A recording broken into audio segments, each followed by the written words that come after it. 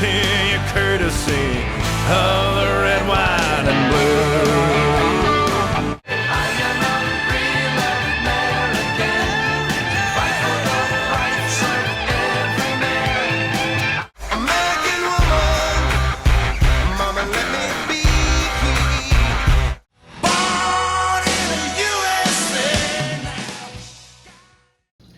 And good afternoon, everybody. Another nice snowy day here in central New York. Just got done watching Team USA beat Canada for the gold medal.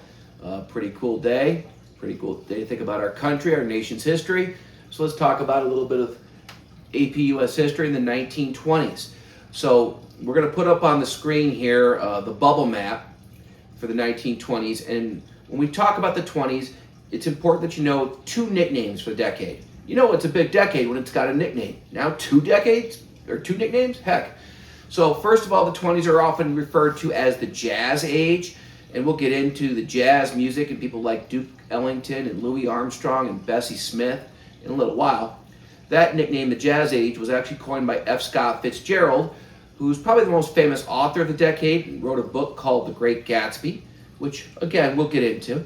The other big nickname for it is the Roaring 20s, and that's the one I want you always to remember, the Roaring 20s. And that nickname implies there's crazy change going on. The 20s are a decade that's all about changes, social changes, political changes, economics changes. It's also important because it's a fun, crazy, change, action-packed decade sandwiched in between two of the more depressing times in American history. It's the decade that comes after World War I, and it's the decade that, unfortunately, due to some bad policies and some bad spending habits by Americans, leads to the Great Depression. So let's get at it. If you look at our bubble map, again, there's 6 big time or concepts that we have to know for the 20s. And the first one is this is a very conservative time period in American history. We have 3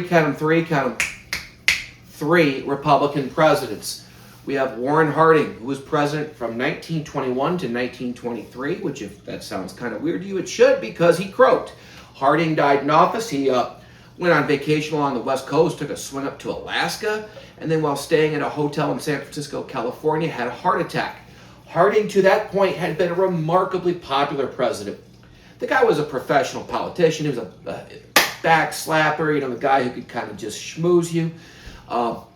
In fact, it's funny, he was the first president in American history elected by women, where women could vote nationally. The 19th Amendment was ratified in 1920, and Harding was the first president to have an election where women could vote in every state. The other big thing to know about Harding is, when people ask, why'd you vote for him? The common response was, he looks like a president. And Harding had the message that people wanted for the time. His campaign in 1920 was called A Return to Normalcy. Remember, this is coming off of all those big progressive era reforms from Theodore Roosevelt and Taft and Woodrow Wilson. It was coming off of American involvement in foreign affairs, especially World War I. And he said, no. Normal America is more laissez-faire business practices. Normal America is not getting as involved in foreign policy. While Harding was president, we started to see less regulation on certain aspects of the U.S. economy. And when Harding was president, we also had the Washington Naval Conference, which we'll be talking about a little bit later on when we get into our interwar years. But essentially, it was a conference involving many nations that put limits on battleships and other warships in an attempt to avoid a repeat of World War I. Again, Harding was very popular while he was president. Shortly after he died, word got out. There were lots of scandals. Some we know for a fact to be true. The biggest one is Teapot Dome. Teapot Dome is a geological formation out in Wyoming. It's a place where the U.S. Navy had oil reserves. And Harding's Secretary of the Interior, a guy named Albert Fall, was secretly leasing Teapot Dome to some big business guys in exchange for a massive bribe. There were other scandals besides Teapot Dome. That's the big one. There was a scandal involving the Veterans Administration.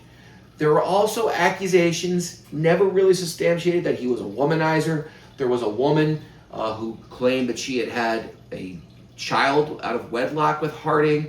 There was another woman who wrote a book that even threw out the idea that Harding had been poisoned by his wife. because she was so mad about him fooling around. But we do know that the political scandals, again, the big one is Teapot Dome, were true. Harding brought a lot of guys to Washington who he had been boys with, his poker playing buddies, guys he had been in the Ohio government with. They called them the Ohio Gang. Harding famously once lost a set of china, gambled away a set of china that belonged to the White House in one of these poker games. So again, popular for the time. To this day, his presidency is kind of looked at as a bit of a joke. He typically gets a fairly low rating. He was replaced by Calvin Coolidge, his vice president. Coolidge was a neat story. When Harding died, Coolidge was sworn in at his father's home in Vermont. His dad was a judge, so his dad took the family Bible and swore him in. And when you learn about Calvin Coolidge, there's one quote you have to know, pretty much sums everything up. Coolidge famously said, "The business of America is business." You could do a lot of comparisons with 1920s economic policy going back to the Gilded Age. Again, very pro-business, laissez-faire in terms of most regulations.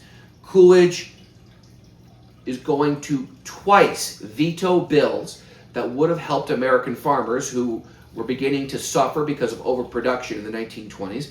And what we're going to learn soon is that the Great Depression really started for farmers before anybody else. Coolidge supported tax cuts for corporations. Coolidge also supported high tariffs. While he was president, the Ford-Macumber tariff was passed. A very pro-business tariff, which we're going to learn helped lead to the Great Depression. Coolidge also once said, "The man who builds a factory builds a temple. Those who come to work come to worship."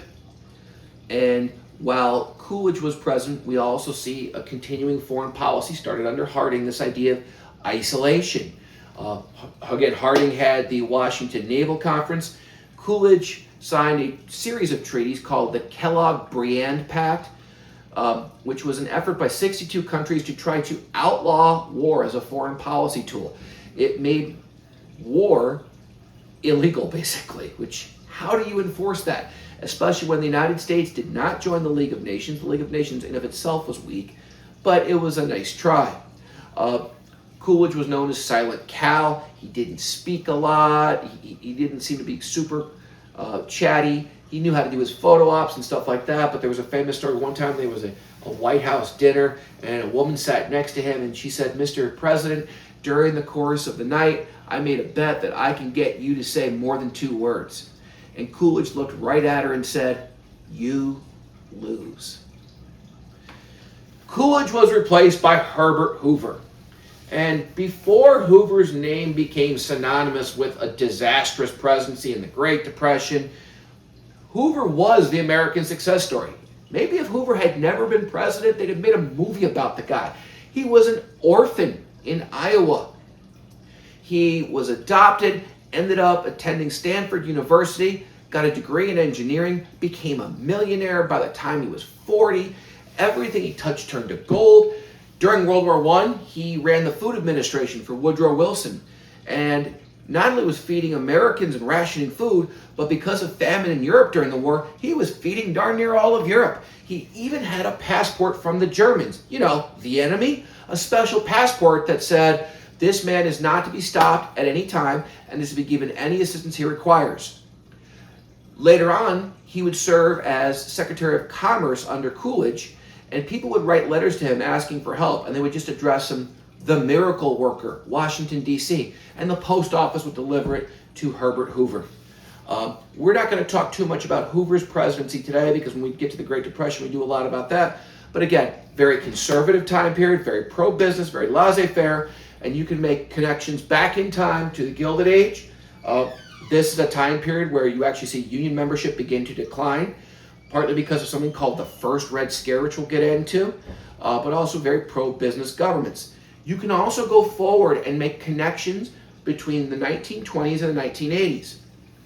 The big economic policy for Calvin Coolidge in the 1920s was something called trickle-down economics, with the idea of cutting taxes for the wealthy, cutting taxes for corporations, because then those wealthier people and those corporations, they're going to buy stuff, they're going to invest, and then that money will trickle down and lead to increased production, which will then trickle down and leading to more jobs and better wages for workers. And that will become the economic policy in the 1980s for Ronald Reagan. Reagan was a kid growing up in the 1920s. He idolized Calvin Coolidge. He followed the same policies. So again, we can make connections between the 20s and the 80s. We can also connect the 20s, the 80s, the Gilded Age in terms of the economy. There is going to be a massive economic boom.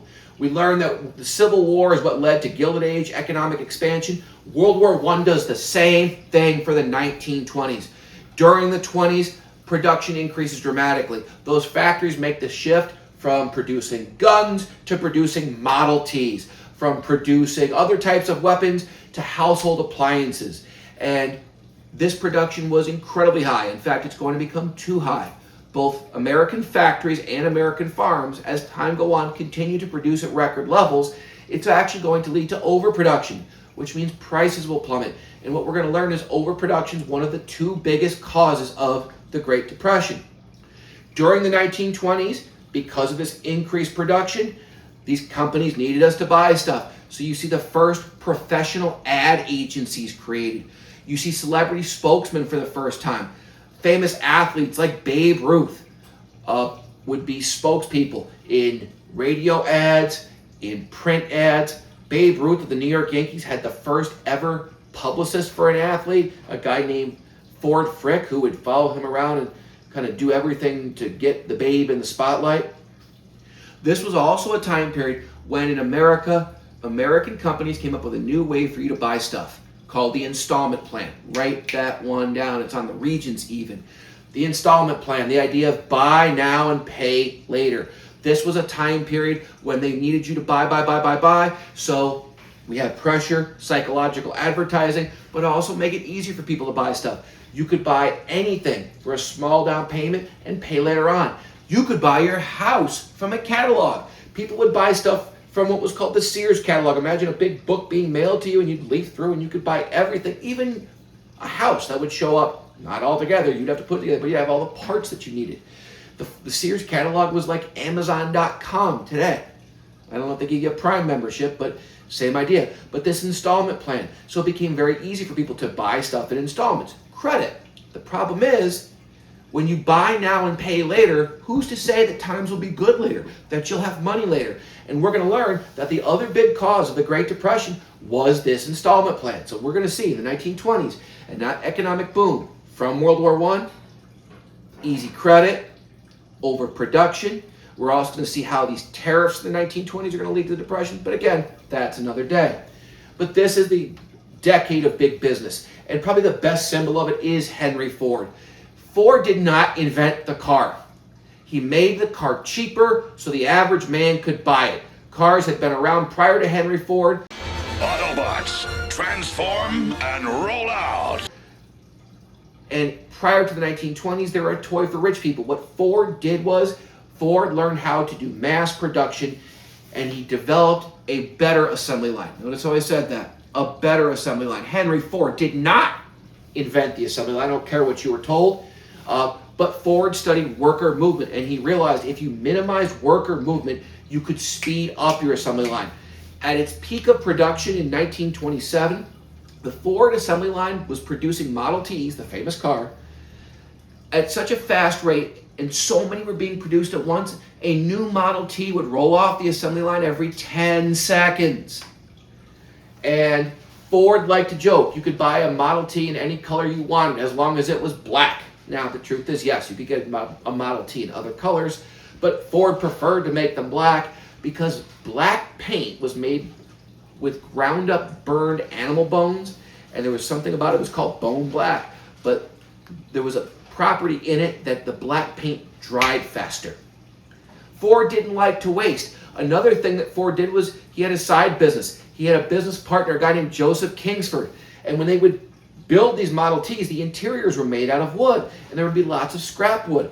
And Kingsford would take that scrap wood and turn them into charcoal briquettes. Yes, Mr. Eschbacher's favorite passion in life, barbecue, got easier because of Henry Ford. In fact, you used to be able to go to a Ford dealership and buy bags of charcoal. And Ford loved the idea of the charcoal because it was a marketing tool. You see, 1920, and my crack producer John's going to put this graph up here. 1920, according to the U.S. Census, was the first decade in American history where more people lived in urban or city areas than lived in rural areas. So the Model T was marketed by Ford as your way to escape, as your way to be able to get out of the city. So Ford became a big advocate for hunting, hiking, fishing, camping, and outdoor cookouts. So you'd buy your Model T, they'd give you a bag of charcoal and say, hey, go enjoy your adventure. Ford, at one point, began to lose out to General Motors, to Chevrolet. So he shut down his assembly line and reconfigured it. Boom, the Model T was replaced with the Model A. But that's what Ford could do. Ford had that ability to produce things really fast. Ford also began what was called Fordism. Now, there's two reasons for Fordism. One was to try to curb the influence of unions. Ford did not want a union in his company. But also, it was to make sure that his workers could buy his cars. Ford had some vision. He had some nasty practices about labor, but he had a vision for selling cars. And he said, look, what's the point of making these cars if my workers can't afford them? Henry Ford became the first guy to pay his workers $5 a day, which back then was pretty doggone good. And the Model T was cheap. A couple $100, you could have a car. And again, pay for it in installments. But you weren't just buying cars in installments, you were buying appliances. Americans became infatuated with all kinds of new consumer products, with the radio. Radios were mass produced. In fact, the first commercial radio station was KDKA in Pittsburgh, where not only could you listen to music and radio theater, but also commercials would be played to try to get you to buy stuff. So that's that economic boom. And again, the big idea is we're also going to see an economic downfall. There's some other cool stuff in the 1920s. We're going to stick with the cool stuff and finish with the icky stuff. The Harlem Renaissance. So my crack producer John's going to put a little bug up on the screen here. That's the boll weevil. That nasty little sucker that looks like it comes from a horror movie, comes from the Upside Down in Stranger Things. That sucker kills cotton crops. And around 1915 or so, there was a boll weevil infestation in the South, and it forced a lot of African American sharecroppers off their land. They had to move somewhere else. They had to go find other jobs. Combine that with World War I. And World War I is going to lead to what's called the Great Migration of African Americans. It will begin a trend where for the next several decades, African Americans are going to move in huge numbers to northern cities, places like Chicago, Detroit, Harlem, New York. And the Harlem Renaissance is one of the biggest things we need to know for the 1920s. It is a period of African American art and culture. Think of it just like you learned about the Italian Renaissance back in 9th grade, but it's a time period of jazz music and other African American artists like Langston Hughes, who I will put up a poem right here by Langston Hughes. He's the most famous black poet of the Harlem Renaissance, but it's about jazz music especially. Duke Ellington, Louis Armstrong, who I'll be playing some of his music in class, Bessie Smith. And if you look at jazz music and the way it's structured using what are called syncopated rhythms, jazz music is like the grandfather for rap music today. It's also a time period where you see massive societal changes in other interesting ways. For women, the 1920s are a crazy period. The decade starts with women getting the right to vote, suffrage, with the 19th Amendment. Now think about this. If all of a sudden you go from not being allowed to vote in every state. Now understand, there were states where women could vote prior to the 19th Amendment. Women could vote in New York back in 1917. But what the 19th Amendment did was it guaranteed suffrage in all the states. So now all of a sudden you go from not being allowed to vote to being allowed to choose your government officials. That's incredibly empowering. That's got to feel awesome. And so women in the 20s began just to continue this idea of empowerment. It led to more women working. Women had to go be a bigger presence in the workforce during World War I when American soldiers were off fighting.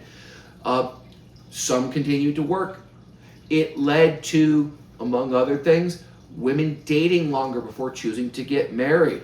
It also led to fashion trends changing. Women wanted to be more assertive about how they looked, and they didn't want to be told how to dress or what to look like. So the modern woman of the 1920s was called a flapper. She cut her hair short in what was called a bob. They were actually called flappers because of the big fashionable thing was they would wear these rain boots, which were really long, and then they would fold them over with a flap. Flappers also put lots of makeup on, especially red. They would hike their skirts and dresses up higher, and they were more likely to work. We're going to eventually see divorce rates start to go up. There are also more of them going to start to avail themselves of birth control. A name you have to know for AP and the Regents is a woman named Margaret Sanger. She's going to be the founder of Planned Parenthood. She'll be a big advocate during the Progressive era and the 1920s for birth control. It's also a time period of conflict in the 1920s. Prohibition, the great social experiment. In 1919, the 18th Amendment to the Constitution was ratified. And when Prohibition was ratified, it had to be enforced by law. So enter what's called the Volstead Act. The Volstead Act was passed immediately after the 18th Amendment was ratified. And the Volstead Act's job was to enforce the 18th Amendment. The Volstead Act forbid the production, the sale, the distribution, the transportation of alcohol. But it did not ban the consumption of it. And as a law, the Volstead Act, as an amendment, the 18th Amendment, were almost doomed to fail. Only about 18 states ever passed laws to enforce prohibition. It's amazing. We got an amendment ratified that it seems like people didn't really want. And instead of ending drinking and ending societal problems, it led to new ones. Someone was going to fill that void and provide that alcohol, which led to the birth of organized crime, where literally these gangs of mobsters sat down and set up rules to try to minimize their violence against each other. So you have these organized outfits acting like corporations, but with machine guns. Violent deaths associated with prohibition went up through the roof. And it led to some real famous mobsters, especially Scarface. People are gonna drink. You know that, I know that, we all know that, and all I do is act on that. Al Capone. During Prohibition, people would get really creative to get alcohol. For one thing, there were exceptions to Prohibition. It did not ban the distribution of alcohol by churches. So all of a sudden, all these new churches pop up because, sacramental wine, especially if you're Catholic, you have sacramental wine. Well, all kinds of new churches just got created. It did not ban alcohol for medicinal use. You could actually get a doctor to write you a prescription for alcohol. It also, again, because it did not ban the consumption of it, people would get creative. You could purchase, and it would come through the mail, a brick of what was called grape concentrate.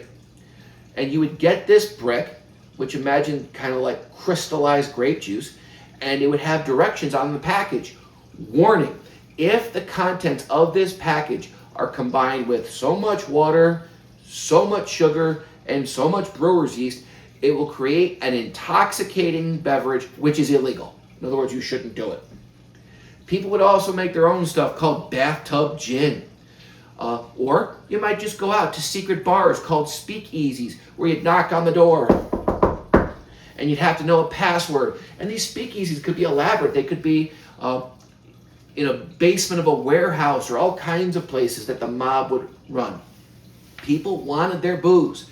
In the wintertime, whiskey would be shipped in from Canada. There was a gang in Detroit called the Purple Gang. They were a Jewish gang.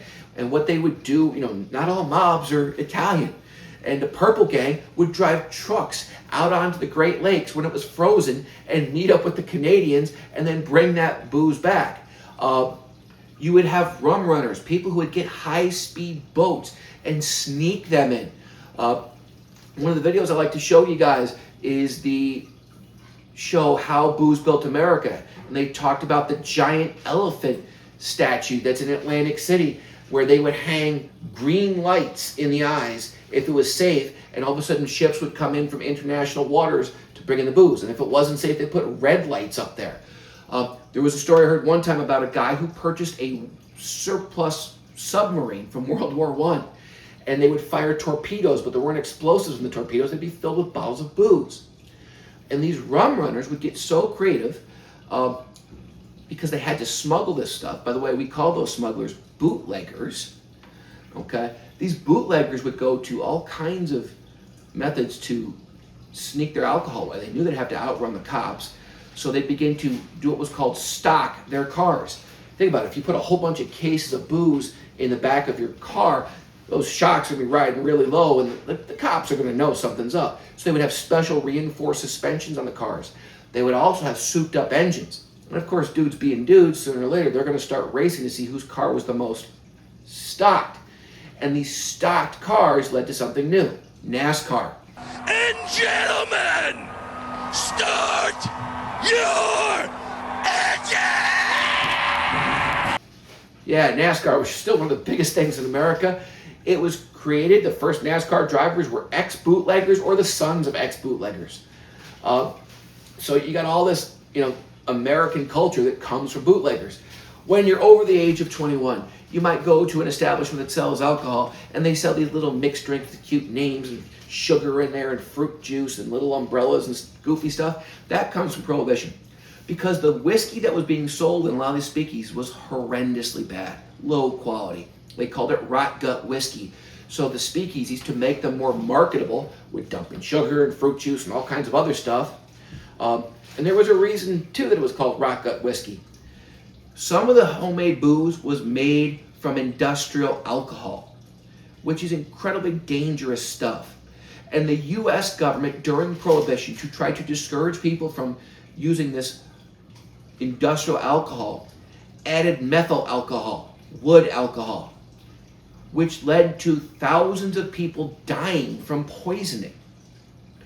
Ultimately, the Great Depression hit, and again, here's a law that's never really been that popular. In 1932, we're going to learn, when Franklin Roosevelt was elected president, he only made two promises. He promised, one, a New Deal, and two, he'll end Prohibition. And what we'll finally see is in 1933, the 21st Amendment will be ratified, the only time in American history when one amendment canceled out another. Okay, we got to talk about one icky thing for the 1920s, the Red Scare. This is a time period when in America when we are just straight up paranoid. So if you do the historical context for the 1920s, what happened before that? You had one, World War I, millions killed worldwide, and America, although we entered the war late, still took some pretty good casualties. Two, a Spanish flu pandemic killed millions around the world and large amounts of people in America. Three, the Russian Revolution. This made Americans paranoid of communist takeover, that at any time communists would come in and take us over, and it led to America's first Red Scare. In 1919, this Red Scare started. It got worse when there were a series of high-profile incidents where rich and important people had mail bombs delivered to their house. One of the mail bombs went to the U.S. Attorney General, a guy named Mitchell Palmer. Palmer survived, but Palmer had aspirations of running for president in 1920. And Palmer used this as his excuse to conduct what were called the Palmer raids, where thousands of people were arrested, detained without warrants, without probable cause. There were mass deportations of people. There was this one ship with 500 people they sent back to Russia. They called it the Red Ark. And so this is how the decade starts, with this paranoia. Again, people are just so anti-anything foreign because of World War I, because of this Spanish flu, because of this first Red Scare and the Russian Revolution. In fact, one of the motivations you could even argue for Prohibition was we just wanted to be different. This is a time period where it's rough being an immigrant. Congress passed a series of laws to restrict immigration. The Emergency Quota Act and the National Origins Act. And these laws set strict limits on how many immigrants could come in, but they also were designed to target immigrants from specific countries. They favored immigrants from the old countries, the old immigrant countries, like Northern and Western Europe, Germany, Ireland, Great Britain. And what they did was they restricted more and more people from places like Italy, Russia, Southern and Eastern Europe. And this nativism is really going to be something that marks the 1920s. There's a famous case called the Sacco and Vanzetti trial. 2 Italian immigrants who were arrested, convicted, and executed for robbery and murder. And it sparked worldwide protest because the evidence against them was not great, but because one guy was a member of an anarchist group and another guy was a member of a communist group and they're immigrants, they're guilty. Things are so bad in terms of nativism in the 1920s, the KKK was reborn. The Klan comes back with a new approach. They don't just hate African Americans, they come back and say, we hate everybody. They come out as anti-women's suffrage. They come out as anti-people who are against prohibition. They are anti-immigrant, anti-Catholic, anti-Jewish, and oh yeah, they don't like African Americans. And they take this attitude, if you just throw enough crap against the wall, some of it's going to stick. And again, Klan membership goes up a lot. Prohibition is going to really divide America. Going back to that for a second. People in America are either going to be wets or dries. If you're a wet, you're probably younger. You're a city dweller. You are, if religiously, probably Catholic. And if you're a wet, typically, you might be a person who's like a more recent immigrant. The dries are people from out in the Midwest, from rural areas, Protestants, and Republicans. And so you see even little connections of that prohibition to nativism. And again, it's a time period of big time nativism. It's a time period of other societal changes as well. Again, it's the first decade where America is more urban. It's also a decade of cultural changes. You have this group of authors in the 1920s called the Lost Generation, and they're disillusioned. They're kind of, a kid said to me one time, they're like the emos of the 1920s. Or from my generation, they're the grunge kids of the 1920s, where basically they're just fed up, disillusioned with the horrors of World War I and all the materialism that they see in the 1920s, and they kind of feel like everything is pointless. And some famous Lost Generation authors are T.S. Eliot, H.L. Mencken, Ernest Hemingway. Hemingway's got some famous books. One's called The Old Man in the Sea. It's about this fisherman who has to go catch this fish for his village. He lands this giant marlin. It's a struggle. The whole book is the pain and suffering. He has to catch this fish. And then as he tows the fish back, because the fish is too big to be in his boat, the sharks come in and just destroy the fish. And by the time he gets back to the dock, all he's got are these scars and stuff on his hands. It's also a decade where you see The Great Gatsby. Some of you still read it in English class. I wish all of you did. And in Gatsby, everybody's a poser. Everybody's a phony. And the book itself ends in tragedy. Again, they're the Lost Generation. Some members of the Lost Generation renounce their American citizenship and move to France. It's also a decade of other types of changes and conflicts. Again, you've got the immigrant nativist conflict, you've got the wet versus dry prohibition conflict, and you have religion and science. In 1925, Tennessee passed a law banning the teaching of evolution in public schools. They said in science class you could only teach what was in the Bible, in the book of Genesis. John Scopes was a high school biology teacher. The local politicians in Dayton came to Scopes and said, look, we know you like science a lot, you're single, you got nothing to lose, the town's hurting economically, Scopes, help us out. So what Scopes did was teach evolution and got arrested. They kind of set this up. Scopes wanted to challenge the law. The town politicians were hoping it would drum up some business and some money for the town. And everything went out of control. They called it the monkey trial because of Darwin's theory of evolution, the idea that we come from lesser primates.